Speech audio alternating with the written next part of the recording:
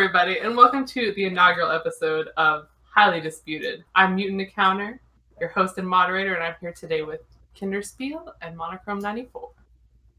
Hello, everybody. What is doing? What's happening? Mono, how you doing, bud? Doing great. It's a wonderful day, and I am more than ready, more than excited, and more than prepared to prove you wrong. Oh, well, we will have to see if your luck, I will say, on the in-stream predictions is able to translate to smartness as far as the debate stage. So before we get into this too much, I'm just going to run through the format a little bit. We're going to have one main topic of the day. They're going to just take us through their opinions on it. And I'm sure it's going to be a very civilized and tranquil discussion, and they're going to agree completely about everything. And then once we've gone through that, we'll try. We'll try. Of course. Naturally. And then after that, we're going to have a series of kind of lightning round questions. We'll give them just like a little bit of time to go either or, this or that. So that's what we're going to do.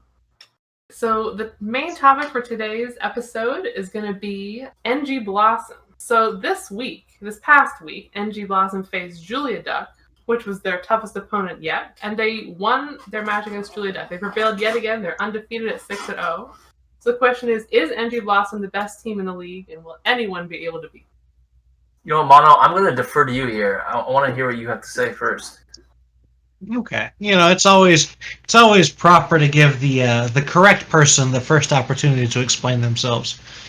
I don't know if that's how that works, but you know what? You're on a roll, so let's go with it, I guess. All right, so NG Blossom is a powerhouse, right? I'm pretty sure they have had the highest average gold per game. I'm pretty sure they have had the highest KDA per game. They are really tearing it up. But that being said, they had kind of an easy start. Most of their early games were against kind of our softer teams, our teams who are newer to these more professional style of play. But they have yet to face our former champions. Iron Dragon is still on the table here. Sunday will be our first real opportunity to see them round out their playing here against one of our other big teams. With that being said, I hate to say it because I'm an ID fanboy, but Iron Dragon's been playing pretty poorly lately. And Julia Ducks just seems to be getting better and better. Your boys, Iron Dragon, you don't think they've been playing well, eh? Nah, they've picked up their first loss of the League Series, last week. They've really been, making a whole lot of very simple and easy mistakes. Stuff that I don't expect them to do. I get that, they play normally the earliest bracket, and it's normally pretty early for them in general, but it just seems sloppy lately. And NG Blossom has been playing incredibly strong. So, my hot take, as much as I hate to say it, is NG Blossom's going to take the weekend. So what's you think they're going to be? Wait, do they have a bye this week? Is that their other game? Yeah. So you think they're going to be 7-0 after week 4? Yeah, I think they're going to take the 7-0. All right. Well, it is my honor and my privilege to disagree with you here. All right. At this moment, with that being said, at this moment, I do believe that NG Blossom is the strongest team in the ALS. They are undefeated. As you said, Iron Dragon did have that loss against Huge Minion Difference. Did not look very strong at all. I do have to disagree with you, though. I think other than that one specific game, Iron Dragon has looked clean, in my opinion. Having that be their only loss as well. But with NG Blossom being the strongest team in the league, I do still think that Iron Dragon is going to win on Sunday. And it really comes down to the fact that, as you said already, they haven't. NG Blossom hasn't played really any of the top teams other than Julia Duck. And I think Julia Duck was a really good matchup for NG Blossom. Julia Duck is really a sloppy team all in all. They don't have like good coordination at all together. They have really strong solo lanes and really strong individual talent and players, but they really don't have that team play. And that is something that NG Blossom has done very well. They look very coordinated together. Looks like they have great communication. And that's their strong point. And that was really the difference maker in that game. And that's something that's going to be different, though, when they play Iron Dragon. Iron Dragon is usually very good at the team play, very good in team fights, very good at the map rotations, all in all. And I believe that this is going to be really NG Blossom's first major test this split. And I think that the mid laner, I think that I'm Candy, Iron Dragon's mid laner, and Lai Zhalu, their bot laner, individually will outclass the mid and bot lane for NG Blossom. See, Lai Zhalu actually has an average CS difference of 61 throughout the first 3 weeks of the split, while Catnator's average CS difference is 40. And again, 40 is pretty good for Catnator, but Lai Zhalu has had some massive CS numbers, has been able to massively get some leads for himself. Also in that mid lane, I'm Candy has had an average CS difference of 33 throughout the first 3 weeks of the split, to Black Oreo Cookies only 16 difference. So I think if Iron Dragon is going to win this game, and I think they will do it, it's going to be grabbing leads in the mid and bot lane, and be able to transition that with their team play. It's definitely going to be like a highly contested game. I think it's going to be super close, good team play on both sides. But I think that the team play and the team strategy coming through from Iron Dragon will be enough to grab NG Blossom's first loss. Okay, counterpoint.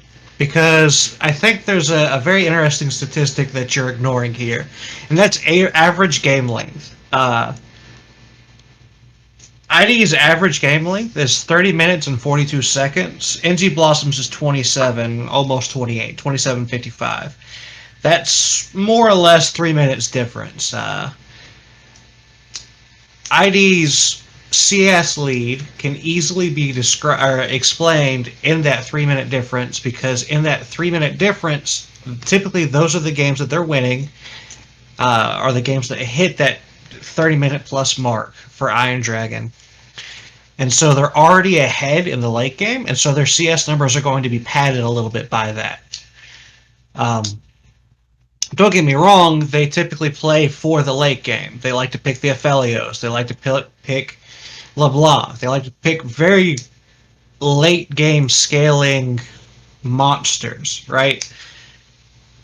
But I think that's the problem, is with NG Blossom's average game length being only 27, almost 28 minutes, I think that's going to tie them up. See, like Iron Dragon wants to play the late game, and they're super sloppy early. It's like they have to wake up, they have to get moving, they have to work on it, right? Whereas NG Blossom typically does particularly well in the early game and manages to play smart and coordinated enough to play the objectives to take it to the late game. Now, honestly, I think that's, while I can't entirely discredit that point as far as NG Blossom being incredibly clean early, I really don't think that's entirely what's the word? Apt point to be making, because in my opinion, we haven't seen NG Blossom play either the top two ranked teams right now, which is Glacial Rising, Phoenix, or Iron Dragon. We did say play Julia Duck, which they are an extremely strong team, but again, I feel like the difference in that game was the fact that Julia Duck is such a sloppy team that NG Blossom's able to take advantage of it. I think that it's the fact that they've had these super quick games has been to the fact that they outclass the teams that they've been playing individually, as well as being super well coordinated. I think it's going to be a difference in the game on Sunday when we see Iron Dragon play them, because they are not going to outclass the individual players of Iron Dragon as a whole. And Iron Dragon is definitely one of the more team-oriented playstyle teams that we have in the ALS as well. So I think it's really going to be a completely different game, a completely different monster, rather, for NG Blossom than we've seen them in all their other matchups to this point. All right, but let's compare them to what I can easily say is Iron Dragon's lowest point. The game versus heavy minion or huge minion difference, right? ID got crushed. They got a single kill. NG Blossom got what 30 something kills against heavy minion difference or huge minion difference before winning the game. Like I think that's a little telling. I mean, it's fair to say that Iron Dragon wasn't at full strength. They were down a member. They were using a backup. Sure, but like that's a big difference in a single kill versus 30 kills on the enemy team. And on top of that, like they have near identical average kill participations. Both teams floating ID at 63, NG Blossom at like 64%. But if you start looking at like the average gold differential, it's a hugely different story, right? Iron Dragon has an average gold differential of 5,253. That's digging deep in the numbers, but NG Blossom more than doubles that, almost triples that at 14,217. That's a massive difference. They're clearly controlling the gold income better against their opponents. I continue to believe that is just because they're very coordinated as a group, and they're outclassing them in the coordination of the other teams. I really think that we're going to see a little bit of a different game on Saturday with Iron Dragon. All right. Time for any final remarks? Any last words? I actually do have one other thing I'd like to note.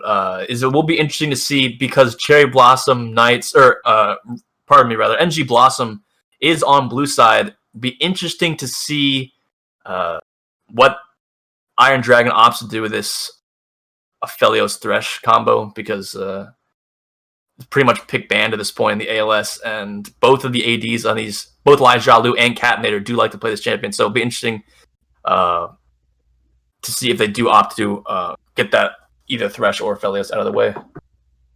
Okay, my last remark is just that Swish is wrong, or Kinderspiel is wrong, and I'm going to go ahead and I'm going to call it out right now. I've got NG Blossom at 27 minutes. He's calling the game time without even seeing the draft. You know what?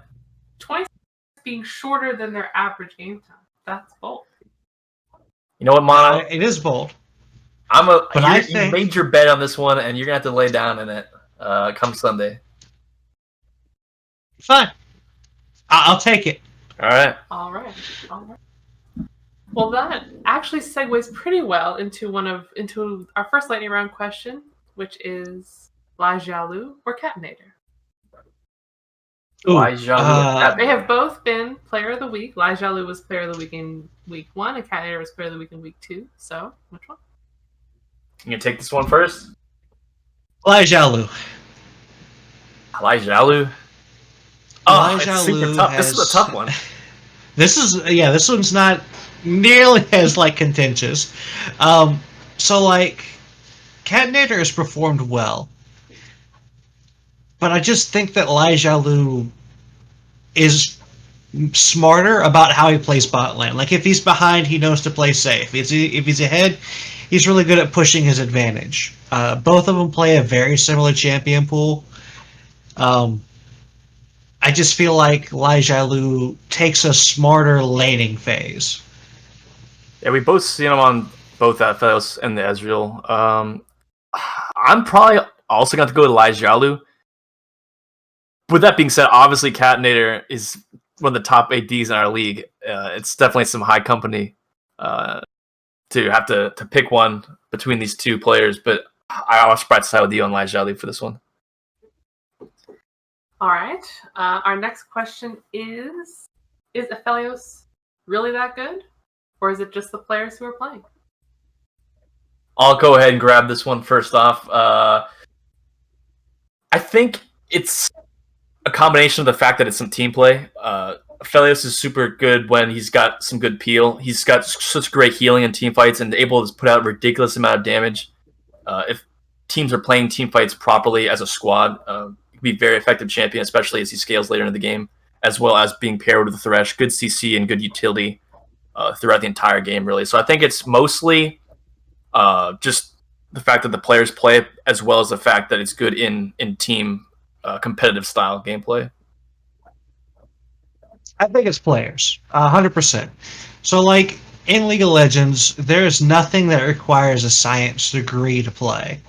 At the base level, you spend a week on a champion, you can pick up all the tips, tricks, and how to do it. It's not super hard, and the difference there is just reaction time and decision making. That being said, Aphelios is a nice big wall of text. You want to learn how to play them? Well, you're going to have to learn how to play several parts of a single character. And a lot of players aren't willing to commit the time and effort to do that. Also, a lot of players aren't willing to commit the time and effort to learn how to play against it. Because you can't kill something if you don't understand how it works. I mean, you can, but like it involves a lot of CC. And so, like, I feel like what makes Aphelios good is because only really dedicated players are picking him up, and very few people are learning to play against him because there's so much to him, right? He doesn't play exclusively like a traditional ADC. Do you right? think the team aspect has something to do with it as well, or? Yeah, I mean, play? like your strong players that are willing to like put in the effort are going to be on strong teams. Strong teams play good together because that's what makes them strong, right? You don't get like a playing team from randos. You get them from people that have decided, hey, I like this person, they play good, I'm going to play with them because they increase my chances of winning. That factors into a lot of it. And on top of that, he's good at team fighting. And right now, League of Legends is in a very team fighty phase. It's not the League of Assassins like it was in like Season 8. We're pretty team fighty. You have a lot of peel, you have a lot of tanks, you have a lot of big beefy front lines, right? Yeah, and a little bit on that also, right before we wrap it up, I feel like the reason he has such a great win rate also is a lot of the teams that have been picking him up have been teams who have been drafting really good team-oriented comps and doing a good job in the draft as well, I think. So. All right. Yeah, I feel like he falls in the Cogma bracket where you have to draft around him. Like the Jugger Cog of last season or season before. Yeah, it really harkens back to that, where you just have to build all right, this is my ADC, and here's my more traditional team comp with like a peel and a tank and protection. Mm-hmm.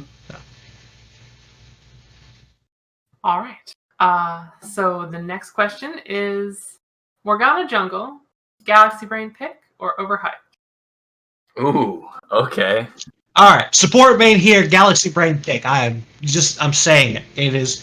It's actually incredibly clever. It ganks good, it clears great, it has CC for the late game. My only downside for it is like you have to give a tankier support option and a tankier top lane to justify it. Yeah, I mean, I'm surprised, honestly, of how successfully it's kind of popped out of nowhere. I'm not sure if this was back when they added a bunch of different junglers were able to jungle. If this is why her clear is so much better than you would think it is. But the clear is amazing. Great CC coming in. Incredibly good at snowballing. I'm going to go with Galaxy Brain pick as well. I can't believe the words that come out of my mouth, but Morgana Jungle OP. Mono and Kinder agreed with each other. Wow. First episode. Wow. I mean, I can't help it if his brain finally decides to work. Okay, bud. What do we got? All right, the next question. Okay, one of our other marquee games this week is going to be Julia Duck versus Glacial Rising Phoenix. Those are two of our other stronger teams in contention. That's going to be Saturday at 4 p.m. So the question is Julia Duck or Glacial Rising Phoenix? I'll go ahead and steal this one first off. I'm going to say Julia Duck. And the one thing a caveat to that would be that Glacial Rising Phoenix is also one of our other very good team-oriented playstyle teams.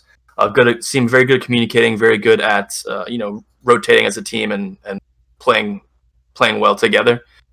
But while the other side, as Julia Duck, seems to be relying more on their individual skills of the individual players, but I do believe that they will be just a little bit too outclassed as far as the individual skills coming through from Vitalize and another Z and Astral Dose. So I'm gonna go with Julia Duck for that one. I'm going to go with you're wrong. And I'm going to explain to you why. Right? So, Please. Julia Duck's entire strategy focuses on winning before the 20-minute mark.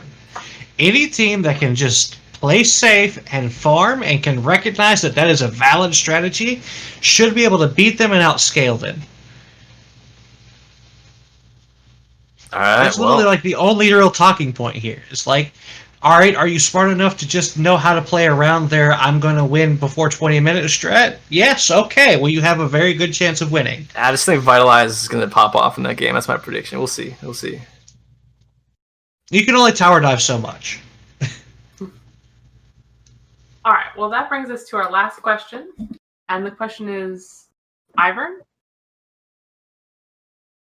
Just Ivern? That's Ivern? just Ivern. Ivern? I know we've been seeing some... we saw Ishan play Ivern actually in the game versus Iron Dragon on last Sunday. It was destructive. It was really... It was. Ancient Mommy ended up... He got the smites... He got the steal on the blue buff. On Ancient Mommy's blue buff and pretty much ended up rolling pretty strong after that. Ended up losing that game, but Ivern was looking pretty strong. I'm going to go with an anomaly on that one, though. I don't think we're going to see much more Ivern. I know we've been seeing some troll Ivern hovers, but I don't think Ishan's can whip it out anymore. Ivern is strange enough that some people just don't know how to play around it. But, like, I don't like it for team fights. I don't like it for a lot of things, right? It's really good at counter jungling. It's really good at, like, buffing allies, but it feels like a second support. So yay or nay? Nay. I'm nay. Negative. Nay for the Ivern. All right. Okay. Well, that will do it for the first episode of Highly Disputed. Thank you, Kinderspiel. Thank you, Monochrome94. It was a pleasure. Absolutely. I am Mutant Encounter, and we'll see you all next week.